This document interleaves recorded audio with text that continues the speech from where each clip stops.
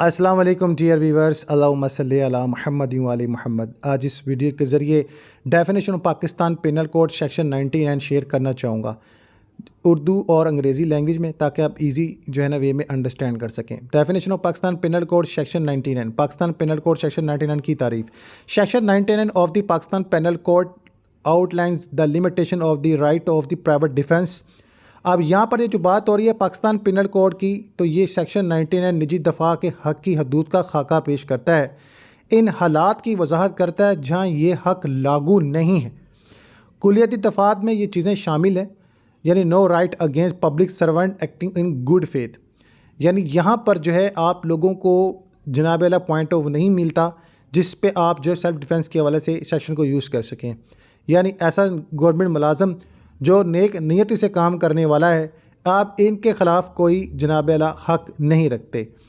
सरकारी मुलाजमीन मसलन पुलिस अफसरान, सरकारी एहलकार की कार्रवाइयों के ख़िलाफ़ निजी दफ़ा का कोई नहीं हक़ इनको, अगर वो कानूनी अख्तियार के तहत और नेक नियति से काम कर रहे हों, चाहे इनके इक़दाम तकनीकी तौर पर गैर मुनसफ़ाना ही क्यों ना हो। No right when state protection is available, यानी कि रियासती तहफ़्फ़ुज़ दस्तयाब होने पर कोई हक़ नहीं कि अगर सरकारी अहकाम मसलन पुलिस से मदद तलब करने का वक्त हो तो निजी दफ़ा के हक़ का मुतालबा नहीं किया जा सकता। अब यहाँ पर जो रिक्वायरमेंट है इसकी मंडली की, तो उसमें तनासब की ज़रूरत के हवाले से बात करूँ तो यहाँ तक कि जब निजी दफ़ा का जवाज़ पेश किया जाता है, इसके इस्तेमाल की जाने वाली ताकत मुतनासब होनी चाहिए, जो ख़तरे को दूर करने के लिए ज़रूरी हद से ज़्यादा नहीं हो सकती।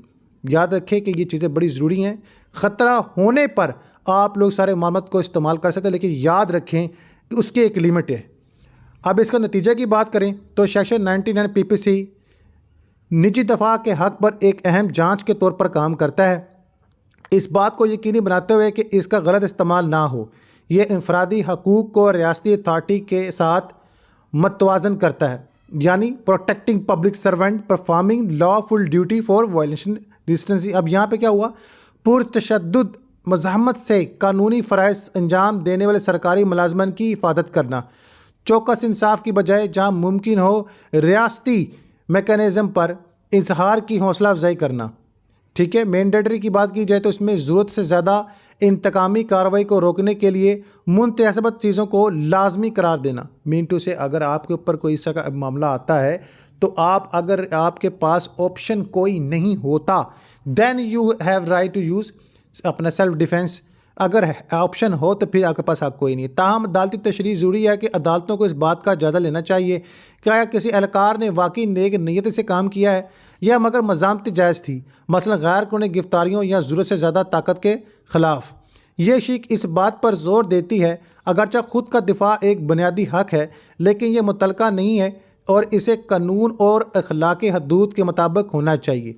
इसकी जो है किसी की बात की जाए तो इसमें पीपीसी मतयन और तारीफ़ और निजी दफ़ा पर पाबंदियाँ और मकूल क़ुव्वत के असूल को आप जाँच पड़ताल में लें, ताकि प्रैक्टिकल फील्ड में आप बेहतर इस चीज़ पर लाएअमल अख्तियार कर सकें। इंशाल्लाह इस तरह की मज़ीद अपडेट्स आप लोगों के साथ शेयर की जाएंगी।